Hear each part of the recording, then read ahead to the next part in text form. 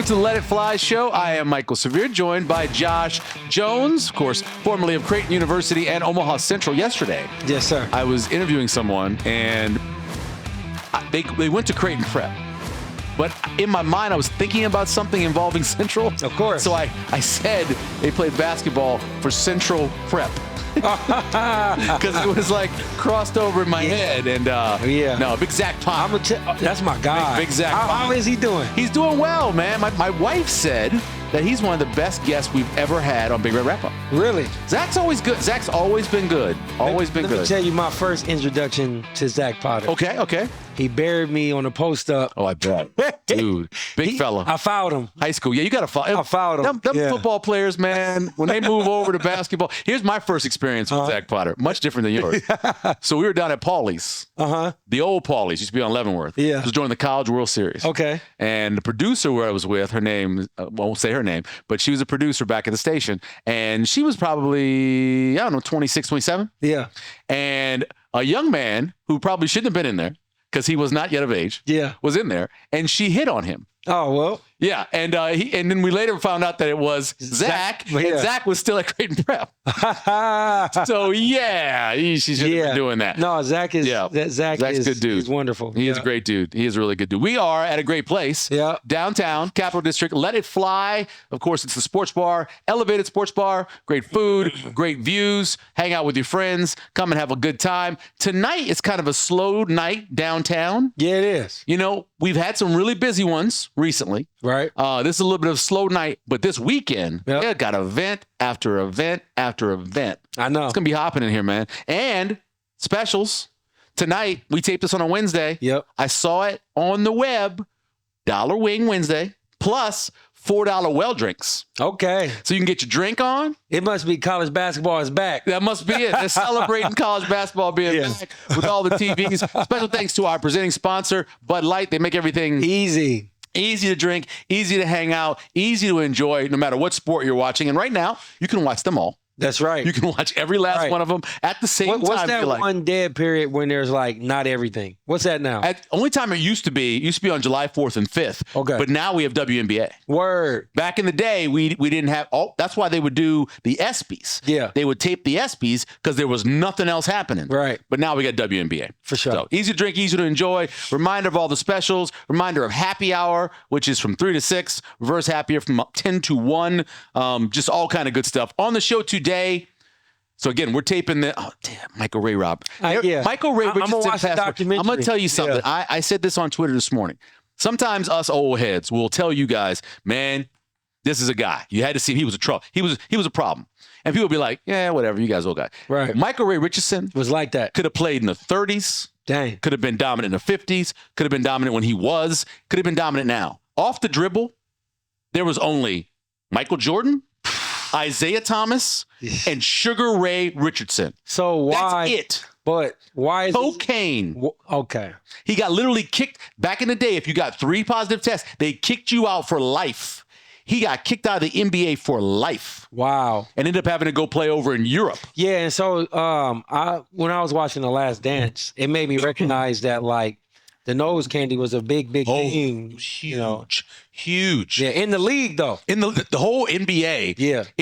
One of the reasons why the NBA's popularity dropped off so severely was, 1, they had tape delayed games. 2, it was too black for the nation. For sure. And the drug problem was insane. Yeah. And so they cracked down with some real serious rules. You test positive 3 times, you're gone for life. Right. All kinds of stuff. And Michael Ray Richardson was one of those guys. Couldn't stay off the drugs, man. Let me tell you something random. So couldn't get off the drugs. You know how like when you got downtime, you just scroll through Facebook or whatever? Oh, yeah, sure. I seen like his memorial. Yeah. And then it was like kind of saying stuff. I'm going to be honest. I've never heard of him. Mm-hmm. And when I seen it, I saved it and I sent it to myself because I was saying, I'm going to look at it later today. Yeah, look at it later today. Yeah. He's one of those guys that gets lost to history. Yes. Like, for example, people know the name Adrian Dantley. Right. But they don't know how Adrian Dantley could score on you. Gotcha. How he could make you his bitch. Got you. There's so many guys like that. Right. Bernard King, we talk about this all day, but Bernard King, at moments in his career, was the most unstoppable player offensively after Wilt Chamberlain. Wow. Ask Larry Bird about trying to guard Bernard King. So let me ask you this: how tall was Ray Robinson? Richardson was about 6'2", 6'3". Robinson. He was like 6'2", 6'3". Okay, and so if he was taller than Isaiah, a little bit taller than Isaiah. If he didn't get kicked out, what do you think the trajectory? You know how we say Grant Hill will be one of the greatest of all time? Yeah. What about if he could have gone? So he played for the Nets, so that was a problem because the Nets weren't very good. After they were in the NBA, and they weren't very good. This is the early '80s, Gotcha. And they weren't very good. He himself caused an upset in the first round of the playoffs, and I can't remember who they were playing, but they beat somebody, and like they weren't supposed to beat him, but only reason they beat him is because Sugar Ray was dropping 30, 40. Can't wait to watch. You got to watch him. He's incredible. All right. Now, our guest this week is Jon Walker, Yep. Omaha World-Herald. He's out there. He'll be coming in very soon. Obviously, Creighton beat reporter, and we're taping this on a Wednesday after Creighton took the worst loss in terms of point differential that they've had since 1981. That's crazy. By the way, glad I wasn't ever a part of that. By the way, they played in that game Nebraska. They got beat by Nebraska. So this was a 27-point deficit. The worst loss ever was a 34-point deficit to Nebraska. But since then, this is the worst one. Have you ever watched a game and it started to get ugly and you just turn that shit off? All the time. I did it last night. You know what I do? I don't turn it off completely. I turn it off the TV and I bring up my score mobile and I watch and see how the score's changing on just in case there's a comeback and then I turn it back on. And it's not, it just was hard to watch. And the first half, I mean, they were down 6 at half. I know. Every time Gonzaga would get like a 4-6 point lead, then Creighton would hit a big shot. They get it within 3. They get it within 2. So you're going to laugh at this, and I know you can relate. Okay. Man, it was 9 o'clock at night. Came on at 9:10. You down 20. Yeah. And I'm sleepy. Yeah. Well, they weren't. It wasn't until much later. For me. Yeah. It was a long day. It was a little bit later than that. Yeah. Bang. Click. Yeah. And I was like, I'm gonna So it didn't really get out of hand until like around 10. Yeah, but the crazy. That's when I said, I'm turning John Bishop off. Wait, you said around like 10 minutes? No, 10 o'clock. Oh, so the first half, it was going back and forth. They were only down 6 at half. No, I know. It was listen to this, from the 13:44 mark of the second half to the 7:04 mark of the second half. They got outscored 21-0. Exactly. That's the part where it was. And I was like, man, that's when it was bad. That's when it was bad. I just had to turn it off. And it's because like I'm one of those sports fans where I put my heart into it. Oh, I know. And I'm not trying to. You're like, nah, you gotta get some sleep. Kick my night off. No. Hey, so one of my new favorite players in all of sports. Who's that? Is now Graham Ike. Okay. Long socks, headband, post up moves, and can shoot the 3. For sure. Oh man, Graham Ike, I love this dude. Old school. He's old school. Yeah. Like he's the kind of guy you roll up at a park and you be like, I got him first. Yep, I got him. I don't know how he plays. Yeah, I got him. He looked like a hooper. He was a hooper, and he came. They left him open early. They're like, we gotta leave somebody open. We'll leave the center open. He hit 3 in a row. Bang. Bang. Yeah, exactly. And so Creighton they shot 28% from the field, 16% from 3, and on top of all of that, they missed 6 free throws in the second half. They didn't do anything well. They only made in the game 18 buckets. 18 buckets. Some people get 18 shots. Hell yeah. They were outscored 48-20 in the paint. And the only 2 guys that scored double figures were Blake Harper and Nick Graves. They both had 12. So I didn't look at anything today as far as all of that. But my question is, have you seen any? What was Coach Mack's response? He said we got our asses handed to us. No, he just respect. Yeah. He said it was a really good first half. We played well, but it was one of my fears that we might get our ass handed to us, and we got our ass handed to us. And is it because Creighton is not that good, or Gonzaga is that the question we're going to ask Jon Walker when he comes on. Okay. Was it one bad half, or does it portend to be poor as we go along in the season? For sure. That's what we'll ask him. They do have coming up Maryland Eastern Shore and North Dakota. Oh, well, they got to get it right, because after that they have Baylor. Damn. Iowa State. Damn. Then they got Nebraska. Yeah. Kansas State. They play all 4 of those teams within 18 days. So, dang, that's quick. Well, then they got one game in between. So nobody. the Iowa State one is going to be like a scrappy dog fight. Yep. For sure. The Nebraska one, we ain't even got to get you up for that one. Yep. The Baylor one is going to be tough. Yeah, it's a tough stretch. It's a tough stretch.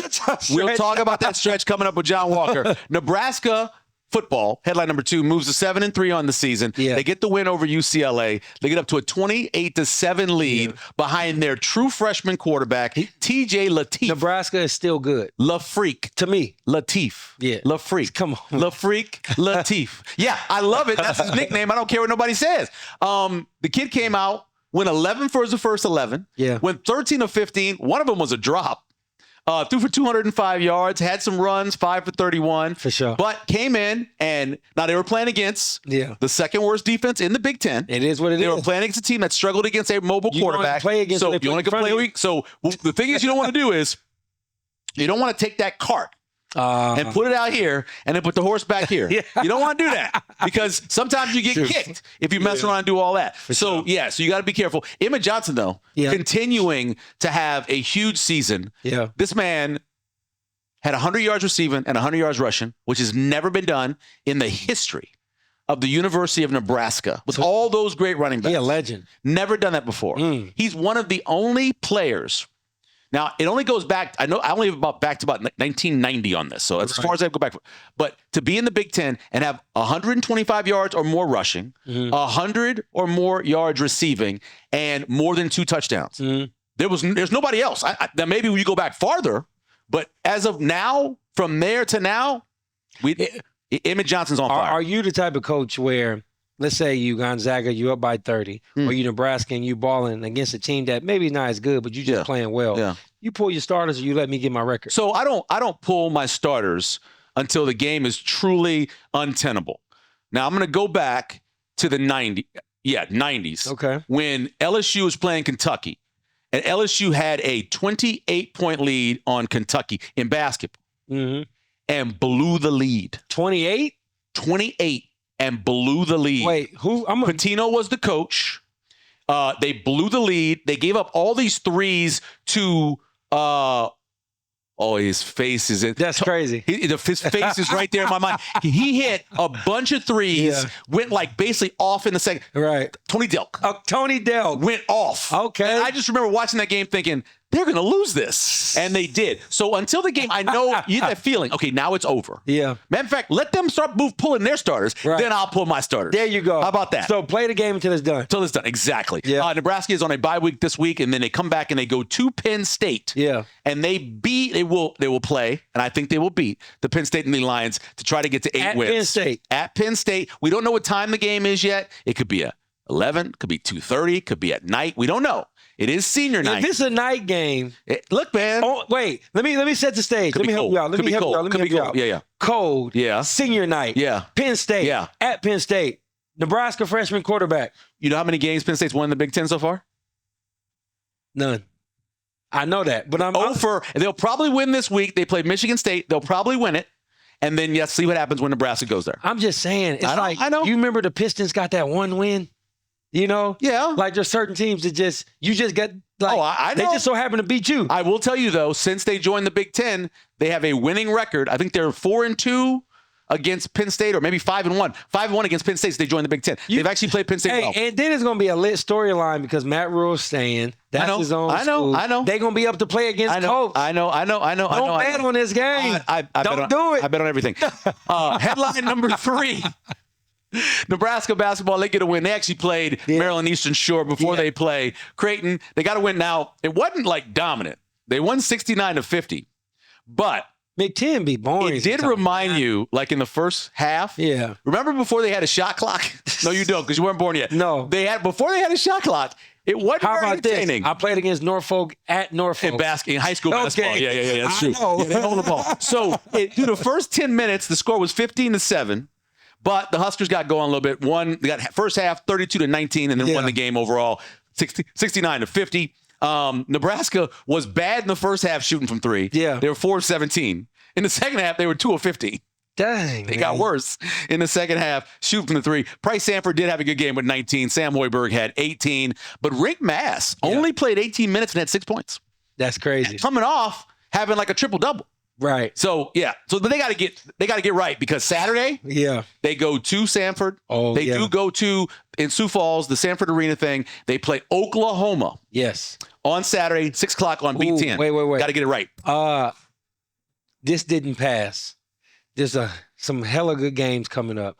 UConn versus BYU. Okay. Yep. That's something to watch. Yes, it is. Like, did you get a chance to watch St. John versus Alabama at all? I just saw the highlights. I saw the extended highlight package.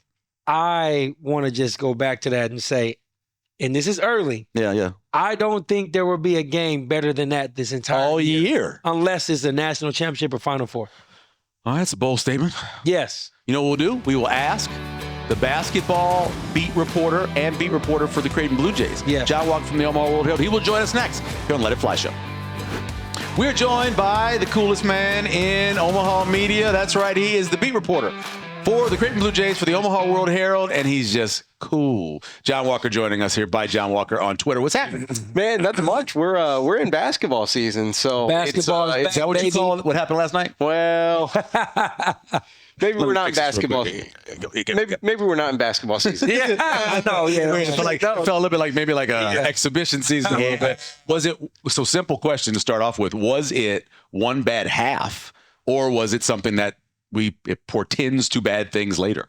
Yeah, I don't know if it's either one of the two, to be completely honest with you. I think the second half was egregious by all means. Was just egregious. But the first half, like, they went into the breakdown 6. Yeah. And, you can make the argument that if Graham Ike didn't have the shooting performance of his career, then my new favorite player. That's what Michael said. He got high socks. He got the headband. He's like 1984. He's on the playground, like shooting 6'9", 250. He's got like the Zach Randolph mentality type. So no, I don't know if it means that Creighton will struggle necessarily down the road. Greg McDermott teams find their footing as the season goes on. Great but we learned 2 things last night. 1, Gonzaga's a wagon. And 2, if the Jays want to be the contenders that they aspire to be, to reach those aspirations, Final Four aspirations that they've talked about all off season, then they're going to have to come a long way and quickly, because the schedule doesn't get any easier. Right. That's what we kind of talked about, their stretch that's coming up. It's sometimes, to me, I feel like one bad loss opens up a can of worms for like the entire season. It can. Yeah. And I feel like with a new roster, all new recruits, this Coach Mack is a great coach, though. So that's where my confidence comes from, and his staff. But it's like, I'm concerned with this stretch coming up that, like, there's a potential chance where, like, I'm not trying to say like 0 for 4, but like, it don't get no easier. Sure. And is it a thing of, I guess my question to you is it a thing of this was just an off night for Creighton and a few players played well, or is it maybe this Creighton team ain't as good as we thought?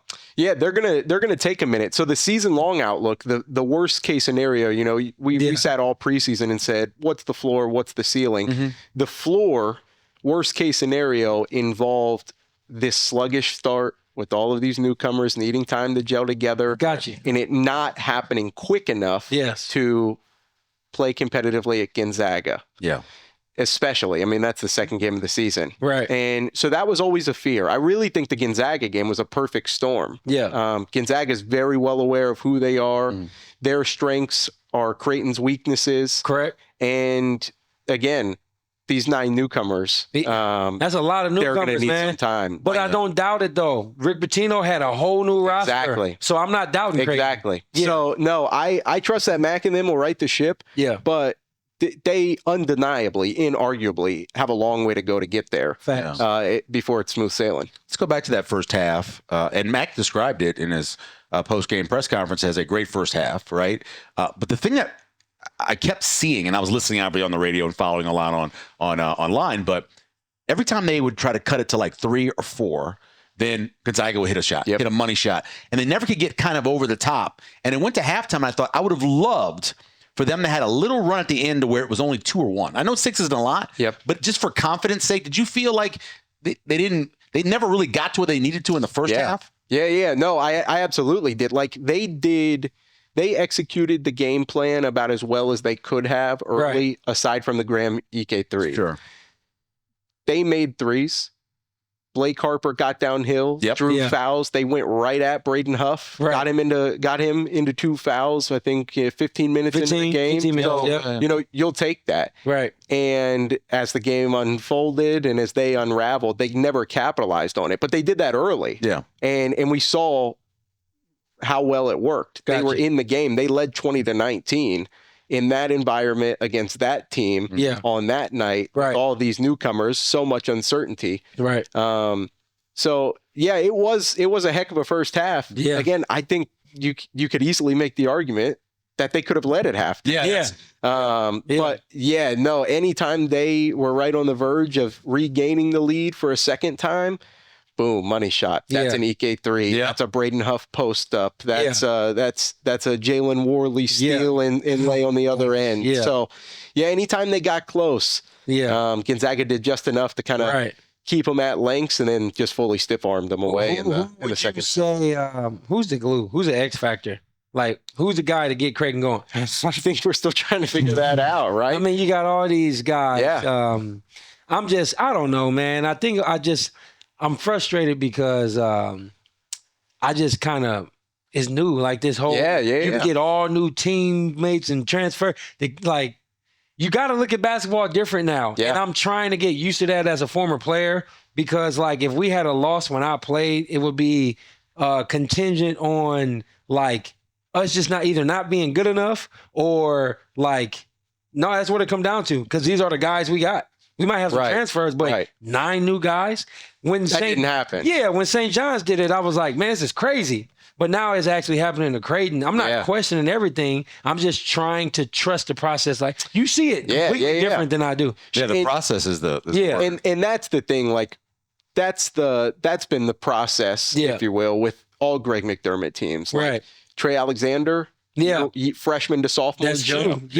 Baylor Shireman. Big time. Year 1 to year 2 jump. Huge. Stephen Ashworth. Took him an entire half a season. You know what I mean? So it takes time. It took Jemiah Neal time last year. And then they completely changed everything when Pop Isaac shut things down for the year. And it took time for them to settle in after that. What's the goal? Like, if that's the new approach to college basketball, are you is it about just winning it all or what are we doing? It's pay for play now. You got to play more exhibition games. More exhibition games. No, it's to try and be the best version of yourself. As cliche as it sounds, this is the goal. This is how Greg McDermott and them have operated in my time here, to be the best version of themselves come March. Yeah. Okay. So all right. So I got it. So the hope in the process is to be talented enough and to be good enough to win games along the way. Gotcha. Especially in the non-con, which is crucial because of how weak the middle of the Big East and obviously the bottom, how weak the Big East has been the past few years and how, it's weird. They haven't capitalized on any non-con opportunities. I know. That is weird. Jon Walker joining us from the Omaha World-Herald, Creighton beat reporter. One of the more devastating things that comes out of this loss is the stat of the last time they lost this poorly was to Nebraska. Yeah. In 1981. So that keeps coming up. The last time I remember Creighton losing a game like that, though, was Georgetown in the Big East tournament. I don't know if were you here when that happened? No, that was a couple years before I got here. So they had that game where they just couldn't shoot and they couldn't play, and you're like, that was weird. But then you just don't ever see it. No, they don't have those kind of games. I was expecting in the second half. Right. I'd check my phone after I turned John off, because he was losing it. I was checking my phone. I was like, they're not cutting into this. No. It's getting bigger. It's now 25. It's now 30. I was like, it's just strange. It doesn't see that a lot. No, you certainly don't. Like, even when they went to Madison Square Garden 2 years ago, Danish Jenkins and them had a mid-range heater. Like, I think even that was only 15. Yeah. And we were like, oh my God. Like, Creighton got blown out by 15. Yeah. 27 is that doesn't happen to this program very often. Was the plan to just give Ike those shots and just figure he's not going to make those? Yeah, it seemed like it. I mean, the plan will probably have to be with how this team's defended the rim so far, but especially against that front court, like pack the paint, push them to the perimeter, dare them, double dog dare them, triple dog dare them to beat you from outside. Right. Because Graham Ike entered Tuesday night, having played 117 career games. Yeah. He made 23 threes in those 117 games. And never had he hit more than 2 in a single game. So he hits 4, of course. So once that happens, it kind of completely changes the plan, because then you got to step out and he can put the ball on the floor and blow by it. So once those shots started to fall early, especially from outside, that kind of, threw Creighton's plan off. I remember we played against BYU at home game. Okay. Yeah. Held Jimmer for that to his he played. Jimmer came here. Yeah. Yes. Okay. And turned the ball over left and right. He was getting picked. But then there was that one player that you just described. Yeah. And it was the game of his career. Yep. And that's why he lost. Yep. So listening to you, it sounds like Creighton had a great scouting report, did everything they were supposed to do. They just lost to their own game plan. Yeah. And then obviously the second half, it was just once Gonzaga's defense gets going, that's what it really is. They're smothering. They're suffocating. They really are. Go ask Oklahoma. They went through the same thing. I don't think Oklahoma has the same talent that Creighton does necessarily. Gotcha. But same result. Yeah. Blowout win for Gonzaga and a whole bunch of turnovers forced. Yeah. Jon Walker joining us from the Omaha World-Herald. Who is the and this is maybe almost too early to ask this, but who's the player that's kind of outplayed maybe your expectation based off of coming in? Is there one? Maybe Nick Graves. Mm-hmm. He really looked disjointed in the first half at Gonzaga. Partly to be expected from somebody coming from Charlotte, playing in that type of environment, in that type of game for the first time. If you go play Gonzaga on the road when you're at Charlotte, you're expected to lose by 27. Yeah. But when it's a top 25 clash and you're the point guard on one of the teams in the country and you go, it's different. And so I thought he looked out of sync in the first half, missed quite a few open shooters, missed Owen Freeman on a few pick and roll opportunities, but then he started to settle in. He's been people were really skeptical all the offseason if he was even going to be the starting point guard. Right. And he held his own against Iowa State's pressure in the exhibition. I understand they didn't have Taman Lipsey. We'll see what happens. I almost said that to you. So, we'll see. But for somebody taking the reins from Stephen Ashworth, who navigated Creighton's offense so well the past 2 years, phenomenal, especially last year, for Nick Graves to take that kind of responsibility on and have the learning curve that comes with joining Greg McDermott's program, and still having the assist to turnover ratio he's had so far, that's the bright spot to me. But Josh Dix hasn't shot the ball well. No. It was good to see him be aggressive. It was good to see him be aggressive and assert himself in the offense, but he was 1 for 9 at Gonzaga. Jackson McAndrew was 2 for 8. I know that was a surprise. I know he's not a newcomer, but Owen Freeman, I thought when he's boom, and he got you in the thing, he's going to probably score on you. I kind of wanted to see a little more of that. I did too. He was gassed. He was just absolutely gassed. He's got a ways to get before he's back in No, for sure. And that was already going to be a process. I talked to Owen in the preseason. He was like, I played heavier than I wanted to last season at Iowa.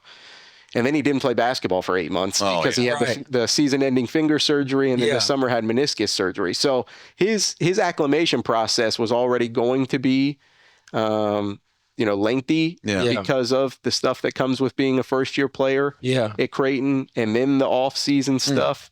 And so we saw that really at Gonzaga. He went from kind of looking like a superhuman in the opener, 19 points in 19 minutes. But that wasn't against one of the top front courts in the country. No, man. So, I would have loved to have seen it more too. And I think there were more opportunities to be had. Again, I think Creighton took such a second to settle into that game. That those early opportunities didn't come easy, and then everything just snowballed after halftime. Let's talk about the Big East. Yeah. He and I were saying maybe it's 4 years ago. Okay. The Big East is not the best conference in the country no more. No. And it's not. but why? There's some all the coaches we got are so they're so big though. Yeah, but I'm saying though, chances to be do you better. want me to name the coaches? In the No, I get the coaches, Like, but they got like 18 teams in one league. Like- I mean, they got twice as many teams. No, I'm just saying, like, I mean, and it's not even about the 2 natties that UConn won. Sure. Yeah. I'm just saying it was the best storylines in college basketball for a solid 5 years. Yeah. Now, do you think it's a trend where conferences just fade in line and other conferences move up, or like what's going on? I mean, Yeah, I truthfully don't know. Man. I asked around about that this summer because I wanted to. I thought about doing a big piece like, okay, where does the Big East go from here? Like, what does the next 5 years look like for the Big East? Exactly. Because they just signed a new media rights deal. You kept, at least for now, you kept UConn from going to the Big 12, which was a high contention point the past 2 off seasons. Right. Past 3 off seasons, I guess, right? Yeah. Well, their football program is good. Yeah. So what do they have, a quarterback that's throwing like 25 touchdowns? Yeah. Something like that. Lighten it up. Crazy. So no, I'm really not sure, but something has to change because the Big East being a 3-bid league and hoping to get a 4th is not okay. No. Like, I understand what St. John's and Xavier have probably flip-flopped. Like St. John's was building around the time that Xavier was one of the like top teams in the country. But the depth just isn't there. Yeah. And you know, the Big East for a while could say, we're going to get 4, maybe 5, sometimes 6 teams into the NCAA tournament. And last year they got 5. Yeah, 5 if you count Xavier winning the play-in game. Yeah. And that was like, oh my God, like the Big East got 5 teams Exactly. in. So like that should be a regular. That should be a constant. And I think we'll see if that continues to develop over the next 2 or 3 years, once rev share really kicks in. Yes. Big East schools don't have football money coming in. I know. They also don't have to pay a football team. That is very true. So a lot of people think that'll level the playing field. Yeah. Will it? Time will tell. Yeah. Jon Walker joining us from the Omaha World-Herald. Let's go through those games that are coming up. Because obviously they have 2 games that are kind of getting back in, Eastern Shore and North Dakota. Yep. South Dakota, North Dakota. I was getting mixed up. They play both of them, all the Dakotas. They play all the Dakotas. Then you got Baylor? Baylor Monday morning in Vegas, and then Nebraska Monday morning, and then Iowa State, then Nebraska. Then they'll play a 3rd game in Vegas, which could be, I think, dependent on their pool. Between the range is from like Houston to Rutgers, so like you know you runner-up national champions. Exactly. So you depending on how Baylor and Iowa State go, you know we'll see what that 3rd game entails. But then they go to Lincoln to play Nebraska, and then they come back play Kansas State. And away we go into the Big East. Right. And all 4 of those games are in like 19 days. Yeah. There's like 19 days between them. And there's another game in there because they could play that extra game. My concern is the whole 9 guys. I know. That's the only concern. It's not that the talent is not there, because Mac is going to stay persistent, and we want to be better in March. I get that. Right. But how do I not know that, like, if this stretch doesn't work out right, that the confidence of the whole group is just starting to be selfish now, because you got 9 different guys who are going to try to get theirs. No, I'm just worried about that. No, I know. You're asking a bunch of guys who were the guy to be a guy. Yes. And that's always tough to do. Right. Now, this team has been at its best when it was unselfish. Exactly. Look at the second half of the Iowa State exhibition. It was fun. And that was fun. And then look at the second half of Gonzaga. You know? And you can see what this offense looks like when they are selfish. Exactly. And when they're not, they're really good because they do have the talent at all 5 spots. Right. Somebody asked Mac ahead of the opener, like, what have you thought of your team's unselfishness so far? And he said, well, we haven't played any meaningful minutes yet. So, like, you know, that's I don't really know yet. No, yeah, right. So I guess this circles back around to Gonzaga, for me, in a vacuum, was obviously a problem. Mm-hmm. But you're expected to lose that game. 100%. For a few reasons. For a few reasons. Maybe not by 27. No. But for a few reasons, you're expected to lose that game. What I really think is when we'll find out about this team is exactly what you're saying, in Vegas. Yes. Can they have their eyes open from the Gonzaga game enough to see, here's who we are when we do this, here's who we are when we don't do this. Right. And then can they apply that in a week and a half. Exactly. And they go to Vegas. Right. So I think we'll learn a lot more about this team from the Vegas trip than we will what happened in Spokane Tuesday night. Who's your money five? And not thinking about today. Sure. But thinking about when it starts coming together and you're in conference play, who's the money five? Like perfect, everybody's playing well and this, that, and the other. Mine would be Nick Graves, right. Josh Dix, Jason Green, Jackson McAndrew, Owen Freeman. That's mine too. Yeah. And then you can have Blake Harper come off the bench. Right. And if you have the reigning MEAC player of the year coming off the bench, you're doing something right. Exactly. Yeah. And I saw somebody mention that maybe Blake would be better in a second unit where he can be a playmaker, where he can be a ball dominant playmaker. Right. So I don't know. Maybe we'll see a little bit of that. Yeah. The problem is you usually have 3 or 4 games to experiment before you play a Gonzaga. I know. Yeah. When that game's the second game of the season, you can't. I know. So, we'll learn a lot about the intricacies and what Greg McDermott wants to do with the lineup over the next 2 games before they go to Vegas. But when they go to Vegas, the best guys are going to play. Sure. Right. In that environment against that competition. So I think we'll learn a lot in Vegas. Yeah. Next couple of weeks are pretty big for a lot of reasons. What was the game that you said is the best game of the season? Maybe the best game. Oh yeah. Did you watch the I'm gonna put a pin on what I was about to say. St. John's versus Alabama. I did. Okay. He thinks it's the best game played all season. No, it was really good. Yes, I was on my feet in the second half. Me too. In my living room. Right. And Bama just kept coming. Exactly. It was nuts. What'd they put up? 105? 105. In the Garden. Against St. John's. And the thing is, it looked like what the Big East was for that 5-year stretch. Yeah. Like, remember Creighton played that game against Alabama where it was like 103 to 19. Yeah. But what I'm trying to say, I think about that, and then I think about Creighton with the new guys, and I think about 3 examples. Trey Alexander, Jemiah Neal, and Stephen Ashworth. It took them a whole season to be better. Yep. To get acclimated to the new conference and to get acclimated to the system that they're playing in. That's my word. Yep. So that's the concern, right? Is like as good as they could be in March, as good as I think they'll be in March. Exactly. If you don't win games along the way, March doesn't matter. No. And so that's the problem with the non-con. And it was the same problem last year, but they were talented enough all around. They were. And you had Kalkbrenner. And you had Kalkbrenner. Yeah. Of course.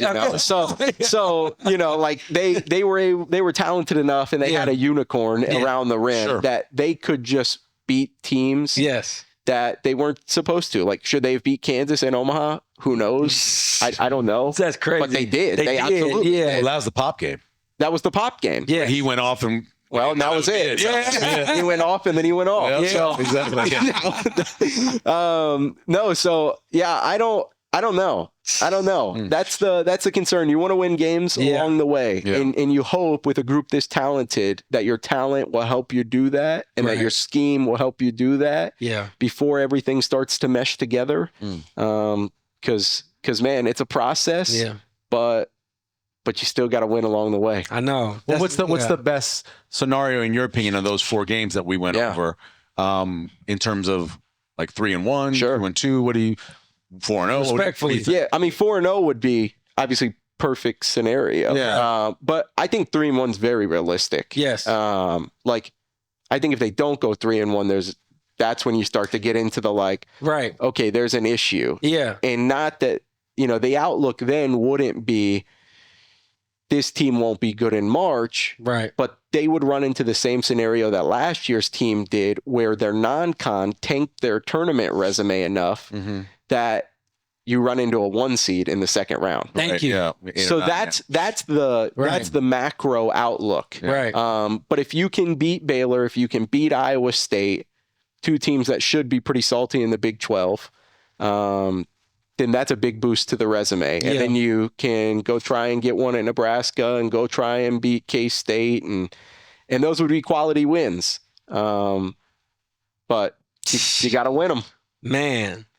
Yeah, I just, when I think about this team now, I think about, my greatest hope is Coach Mack. Yeah. Coach He's figured it out every time. He's got think about this too. He's got an extra head coach on his bench. That's right. I know. Yep. So, that's why I'm like, hey, it'll be all right. He'll help out. They'll get it figured out for sure. Yep. But there's just so much to figure out. It's a lot. Think about it. I was just telling somebody this morning.